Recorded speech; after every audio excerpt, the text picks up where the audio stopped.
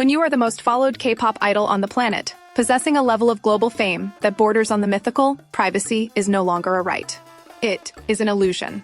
Every time you step out of a blacked-out SUV, every time you post a seemingly innocuous photo to over 100 million followers, and every time you are seen sipping coffee in a Paris cafe, you are being watched, hunted by lenses, dissected by a global army of digital sleuths who can identify a reflection in a spoon or the specific threading of a jacket in a matter of seconds. For years, the industry standard for these megastars has been absolute, airtight secrecy. The machine demands perfection, and part of that perfection is the illusion of perpetual availability. But what happens when the biggest star in the world decides she no longer wants to play by the rules of the machine? What happens when, instead of hiding in the shadows, she begins to leave a deliberate, calculated trail of breadcrumbs in the broad daylight of the global stage? This isn't a story about an accidental leak. This isn't a story about a paparazzi catching someone off guard. This is a masterclass in modern celebrity public relations. It is the story of a highly controlled, incredibly subtle rollout of the most closely guarded secret in pop culture.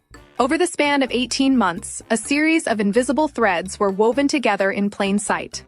A changed phone case, a familiar bodyguard in an unfamiliar city, a private jet waiting on a Los Angeles tarmac. We are going to dissect the anatomy of a soft launch that fooled the casual observer, but screamed the truth to anyone paying attention. But before we get to the most telling clue of all, the one piece of evidence that completely shattered the facade, stay with me. 1. Context and setup. To truly understand the gravity of these subtle clues, we first have to understand the environment from which they emerged. For decades, the Asian pop music industry has operated on a foundational, unspoken contract with its audience, the parasocial relationship. Agencies invest millions into trainees, molding them into untouchable, yet intimately accessible figures. The golden rule, often explicitly written into ironclad contracts, is the dating ban. Romantic relationships are viewed not as personal milestones, but as corporate liabilities. We have seen careers derailed, public apologies issued for the crime of holding hands, and stock prices of billion-dollar entertainment conglomerates plummet based on a single tabloid headline. Lisa, as the lead dancer and global face of the most successful girl group in the history of the genre, existed at the absolute apex of this high-stakes ecosystem. Her public persona was meticulously crafted, fierce, independent, fashion-forward, and entirely untouchable. Her brand associations, luxury houses like Celine and Bulgari, relied on her image as an independent global icon. For the first 7 years of her career, her private life was a fortress. There were no slips. There were no rumored late-night rendezvous captured on grainy smartphone cameras. She was a ghost in the machine, perfectly executing her professional duties while keeping her personal reality locked in a vault. But in the summer of 2023, the tectonic plates of the entertainment industry began to shift. The timing is crucial. This was the exact window when her initial 7-year exclusive contract was up for negotiation. The power dynamic was inverting. She was no longer just an employee of an agency, she was a global economic force, arguably bigger than the entity that discovered her. And with that unprecedented leverage came a sudden, almost imperceptible shift in her behavior. The first crack in the fortress didn't happen in Seoul. It happened on the Mediterranean coast. In August, Lisa uploaded a series of breathtaking, sun-drenched photos from a vacation in Taormina, Sicily. To the casual scroller, it was standard influencer fare: crystal clear waters, luxury yachts, and impeccable summer fashion. But the internet does not look casually. Within hours, forensic-level analysis began. Fans noticed that the specific wrought iron detailing on a patio chair, the unique stone archway in the background, and the specific curvature of the coastline perfectly matched photos posted just days earlier by Geraldine Guillot, the founder of the brand Distrait. Why does this matter? Because Geraldine Guillot is married to Alexandre Arnault, and Alexandre's brother is Frédéric Arnault, the CEO of Tag Heuer and the heir to the LVMH empire, a man who had recently been spotted in the very important person sections of Blackpink's world tour. This was not a coincidence. Billionaires and global pop stars do not accidentally book the same private villa in Sicily on the same week. This was a shared family vacation. Lisa was planting the first seed. She didn't post him, but she posted the environment that implied him. She was testing the waters, allowing the public to connect the dots without ever handing them the pen. And what I'm about to tell you changes everything about how we view celebrity social media. Because this Sicilian vacation was merely the prologue. The real narrative was about to unfold in the most heavily photographed city in the world, under the guise of high fashion. leading to a late-night incident that would fundamentally alter the trajectory of her public image. But the details of that Parisian night hold a much deeper significance than anyone initially realized. Second, clue deep dive first.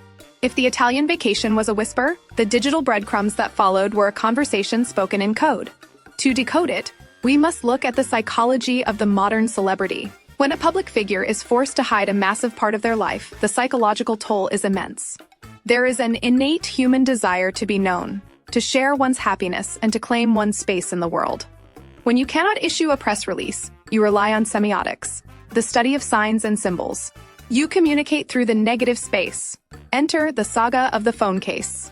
In late 2023, Lisa began posting a series of highly stylized mirror selfies. Again, standard behavior. But astute observers noticed a recurring anomaly. In several of these photos, a very specific digital sticker, often a heart or a flower, was placed meticulously over the center of her phone case. It wasn't an aesthetic choice, it was a redaction. When you tell the internet they cannot see something, you guarantee it is the only thing they will look for.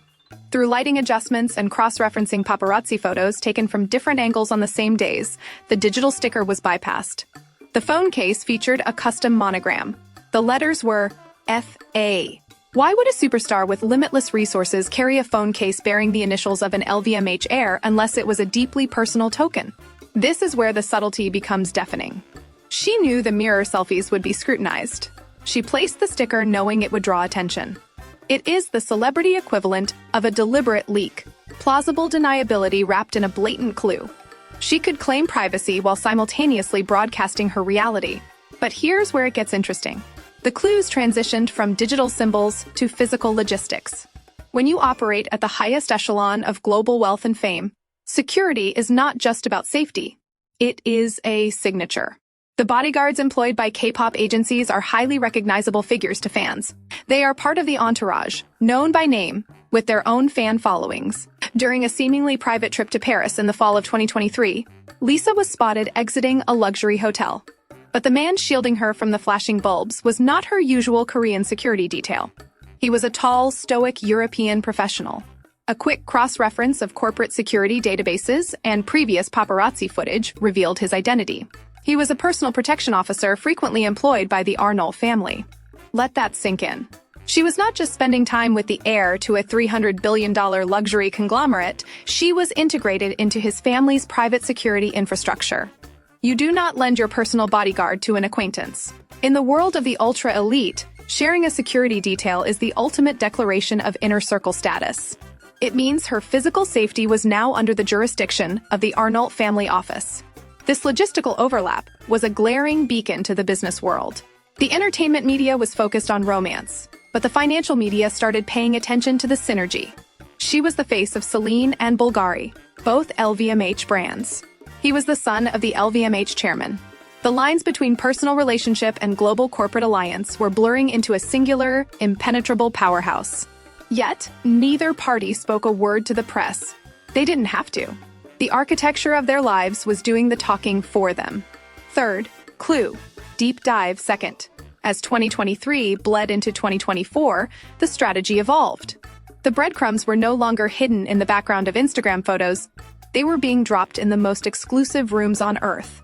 To understand this next phase, we have to look at the contrast between absolute public silence and roaring private actions. In September 2023, Lisa made a career move that sent shockwaves through the conservative Asian entertainment industry. She announced a series of exclusive performances at the legendary Crazy Horse Cabaret in Paris. This was a radical departure from her tightly controlled idol image. It was an embrace of mature European avant-garde artistry. It was a declaration of independence, signaling that she was no longer bound by the puritanical standards of her past. But the true revelation wasn't what happened on the stage, it was who was sitting in the audience. Frédéric Arnault did not just attend opening night. According to multiple credible eyewitness accounts from inside the heavily restricted venue, he attended multiple nights. He brought his family. He acted as a host in the VIP sections, greeting guests and watching her perform with a proprietary pride. In the highly orchestrated world of Parisian high society, an heir to the LVMH throne bringing his family to a controversial cabaret show to watch a pop star is not a casual outing. It is a societal endorsement. It is a modern-day debut of a partnership. Yet when the press inevitably hounded her agency back in Seoul for a statement regarding the relationship, the response was a masterclass in corporate deflection. The agency released a brief, clinical statement: "We cannot confirm the artist's private life." This non-denial denial is the Rosetta Stone of K-pop PR. In an industry that aggressively denies false rumors within minutes to protect an idol's brand, a refusal to confirm is a confirmation. It meant the agency knew they were powerless to stop it, and they were legally bound not to deny it. Then came the logistical ballet of international travel. In November, fans tracked the movements of a specific private jet associated with the LVMH fleet. The jet made a highly unusual flight path, landing in Los Angeles. Shortly after, Lisa was photographed not in the standard commercial terminals where idols usually hold impromptu press walks, but waiting in the private aviation lounge, the PS terminal at LAX. She was casually dressed, relaxed, and entirely unbothered by the covert cameras. The timeline matched perfectly. She was bypassing commercial travel entirely, utilizing billionaire infrastructure to move across the globe. You see, the wealthy have a different geography. They do not use the same doors, the same cars, or the same airspace as the public. By stepping into this logistical slipstream, Lisa was communicating a fundamental shift in her social and economic status. She was no longer just navigating the world as a famous musician, she was moving through the world as part of a billionaire dynasty. If you've made it this far, the next clue is the one everyone missed. Because while the internet was obsessing over airport lounges and cabaret shows, they were ignoring the micro-expressions and body language that reveal the absolute truth of human connection. When you look at the rare, unscripted moments they shared in public spaces, the way they leaned toward each other at the Coachella after-parties, the lack of physical tension between them in a crowded room, you see a profound comfort. There was no hyper-awareness of the cameras. There was no strategic distancing. There was only the relaxed posture of two people who no longer felt the need to hide, simply waiting for the world to catch up to their reality. 4. The biggest reveal. Every documentary has a climax. The moment when the circumstantial evidence crystallizes into undeniable fact. For Lisa, this culmination did not happen on a red carpet, nor was it announced in a glossy magazine spread. It happened in the quiet, manicured gardens of the Musée Rodin in Paris in the spring of 2024. Up until this point, every clue could technically, if aggressively, be explained away by a dedicated skeptic. The phone case could be a coincidence. The bodyguard could be a temporary hire. The cabaret attendants could just be a supportive friend. But the gardens changed the paradigm. A fan captured a seemingly mundane video from a distance. It showed Lisa and Frederick walking side by side through the museum grounds, casually eating ice cream. There were no bodyguards aggressively blocking the view. There were no attempts to wear oversized masks or pull hats down over their faces. They were just two people enjoying a sunny afternoon in one of the most public, heavily touristed cities on the continent.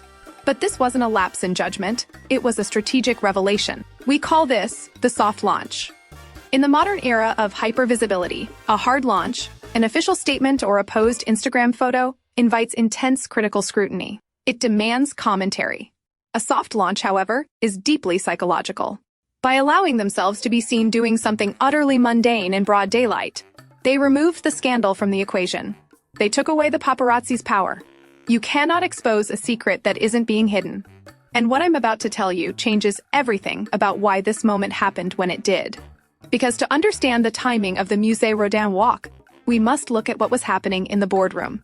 Just months prior, Lisa had announced the establishment of her own independent management company, Loud. She had successfully navigated her contract renewal, keeping her group activities tied to her original agency, but securing absolute, total autonomy over her individual career. She was now a CEO. She owned her own name, her own image, and her own future. The biggest, most subtle clue about her relationship status wasn't a piece of jewelry or a shared vacation. It was her sudden, overwhelming corporate independence. The relationship wasn't something she was hiding from her bosses anymore because she was the boss. The fear of a stock market crash dictating her personal life was entirely evaporated. When we look back at the trail of breadcrumbs, the Sicilian villas, the overlapping security details, the private jets, and the cabaret shows, we aren't just looking at the timeline of a romance. We are watching the real-time emancipation of a global superstar. The relationship and her independence were intrinsically linked. As her corporate power grew, her need to hide diminished in exact proportion. By the time they were seen at the Tag Heuer event in Miami or walking through the paddock at the Monaco Grand Prix, the narrative had already been cemented. They didn't need to hold hands for the cameras because their proximity was already an established fact of the universe. She had trained the global media, her fan base, and her industry to accept her new reality on her own terms, at her own pace, without ever uttering a single word of confirmation. It is, without a doubt, one of the most sophisticated, brilliant executions of narrative control in the history of pop culture. She didn't break the rules of the idol industry. She simply outgrew them, rewrote them, and left the rest of the world scrambling to read the fine print. So, what have we actually learned from the breadcrumb trail left by one of the most famous women on Earth? First, we learned that in the hyper-connected digital age, true secrecy is impossible, but narrative control is a superpower. We saw how a seemingly random digital sticker on a phone case and a shared luxury vacation were actually the opening moves in a deeply calculated PR chess match. We watched how overlapping security details and private jet manifests blurred the lines between a personal romance and a global corporate alliance. And finally, we witnessed how true financial and professional independence, marked by the launch of her own agency, was the ultimate catalyst that allowed her to stop hiding and start living in the light. Lisa didn't just soft-launch a relationship, she soft-launched a completely new era of her life, proving that the ultimate flex isn't making a loud announcement, but possessing the quiet power to let your reality speak for itself. But I want to turn this over to you. Do you think this gradual, silent rollout was a meticulously planned PR strategy from the very beginning, or was it just the natural progression of two people getting tired of hiding from the cameras? Let me know your psychological breakdown. In the comments below, I read every single one of them. Next time, we're unpacking the invisible empire being built by another member of the world's biggest girl group, and how she is quietly rewriting the rules of global fashion.